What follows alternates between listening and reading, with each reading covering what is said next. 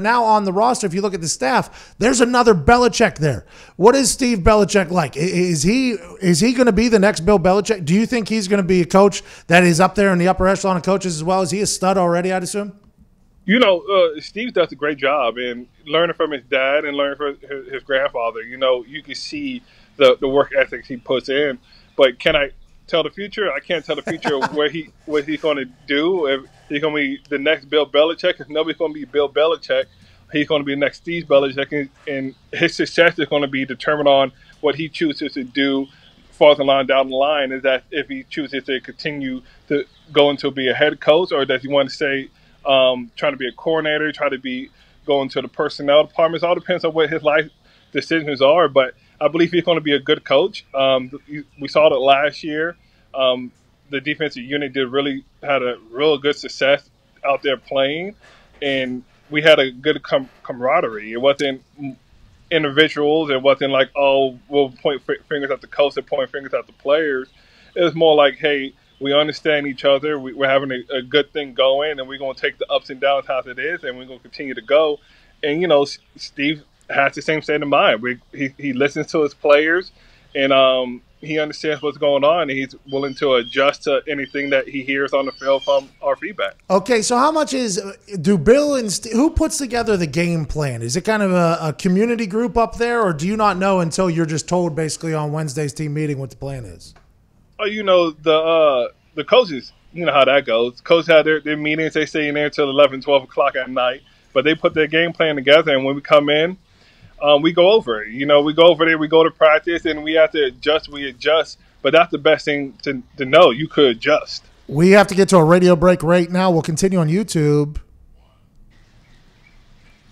and Rough Radio. You can swear if anything slips. We're okay. Okay, so whenever does Steve Belichick have his hands on the defense though? Is this becoming his defense? And last year was just like the first year of that. Yeah, you know he's hands on. That's what people don't understand. Steve is really hands-on, but like I said, he's willing to listen. And when you're willing to listen to a player and hear their adjustments, it's the best type of coach you can have. Because we're going into games where we're just pretty much not doing as well as we could on the defensive line or the linebacker unit. And he came up and said, hey, what are you seeing? We're seeing this. We could adjust like this. What do you think might help out?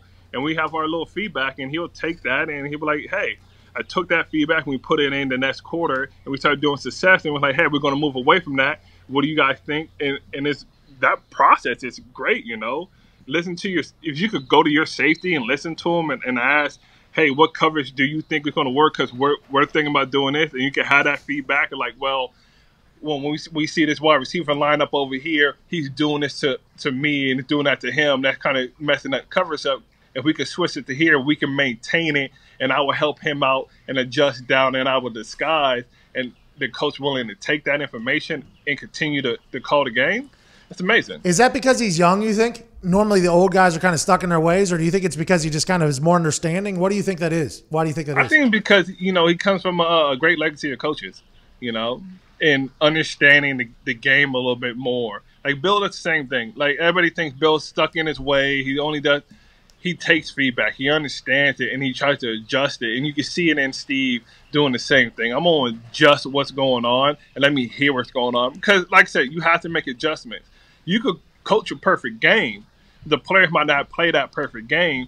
And if your players are like, hey, the game plan's good, but they're changing up certain things to pick on this one player, they could change it up real fast. I know coaches see it, we all see it, but hearing it from a player's mouth, how he thinks that you can adjust it, doesn't hurt to try. And I know Steve was like, well, try it out, and it works. Bill does the same thing. We go in practice, we'll knock out something and be like, hey, that didn't work. And he's like, it should work. And like, it's not working. We need to switch it up. And he's like, all right, cool, we'll do this instead. Because he could see it himself, but instead of forcing something, he'd rather have a good feedback from the players. That's the only way you can become a real good coach, if you take the feedback. And I think that is why, by the way, that is not, I think a lot of people might think that is normal. Like, oh, that would make sense that something potentially on paper doesn't work as much as it does with humans. Like that and coaches aren't always that way. Like, and the fact to hear that Bill Belichick's that way is one of the most insane things of all time, because you would just assume from the narrative that almost gets painted about the the guy that he's just like, this is how it goes. Like that's what you would think. That makes so much sense, and that's why you guys will always be good when Bill Belichick is your coach, I think.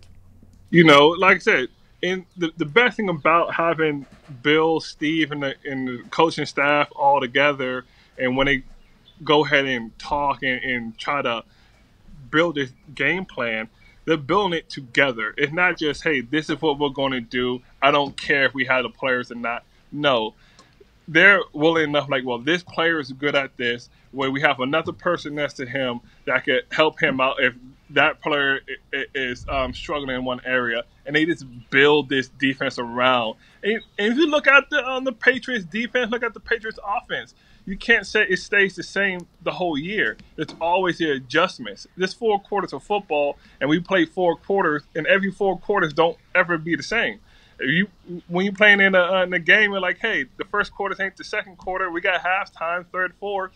You always have to adjust. And if you can see that throughout the years and throughout every 4 games, there's always an adjustment somehow, some way to try to improve. That's why somebody maybe struggles in the first quarter and they get it figured out. And they're like, all right, we fucking got him now. And then bang, the second quarter, oh, what the fuck? It's a whole new defense. Now we got to figure that out. That's brilliant.